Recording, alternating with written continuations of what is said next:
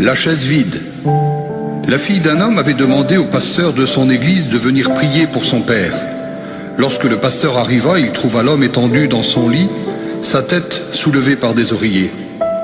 Il y avait une chaise vide à côté de son lit. Le pasteur, qui pensait que le vieil homme était au courant de sa visite, lui dit « J'imagine que vous m'attendiez ». « Mais non », lui répondit le vieillard.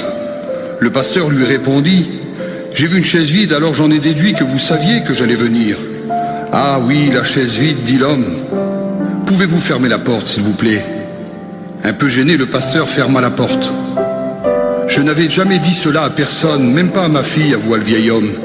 Mais durant toute ma vie, je n'ai jamais su comment prier. À l'église, j'avais l'habitude d'écouter le pasteur parler de la prière, mais cela me passait au-dessus de la tête. Et j'ai abandonné toute tentative de prière. Jusqu'au jour où mon ami m'a dit, il y a 4 ans, « Jean, la prière, c'est simple. C'est une question d'avoir une conversation avec le Seigneur. Voici ce que je te conseille. Assieds-toi sur une chaise et place la chaise vide en face de toi. Et dans ta foi, vois Jésus assis sur cette chaise vide. Ce n'est pas effrayant ou étrange, parce qu'il a fait cette promesse, je serai avec vous tous les jours.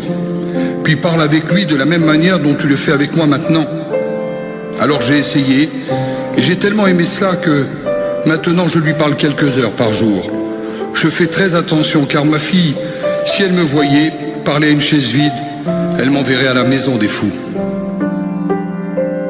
Le pasteur fut si profondément touché qu'il encouragea le vieil homme à continuer son voyage de cette façon. Alors le pasteur pria avec lui fit l'onction d'huile et le quitta pour aller à l'église. 2 jours plus tard, la fille du vieil homme appela le pasteur pour lui dire que son père était mort dans l'après-midi. Le pasteur demanda « Est-il mort en paix ?» « Oui, lorsque je suis sorti vers 2 heures, il m'a demandé de s'approcher de lui, puis il m'a dit qu'il m'aimait. Il m'a souri et il m'a embrassé. Je suis revenu 1 heure plus tard et j'ai trouvé mon père assis là, sans vie. » Elle continua et dit « Il y avait quelque chose d'étrange à sa mort. Apparemment, juste avant de mourir, mon père s'est penché et appuyé sa tête sur la chaise vide près de son lit. Que pensez-vous de cela, pasteur ?»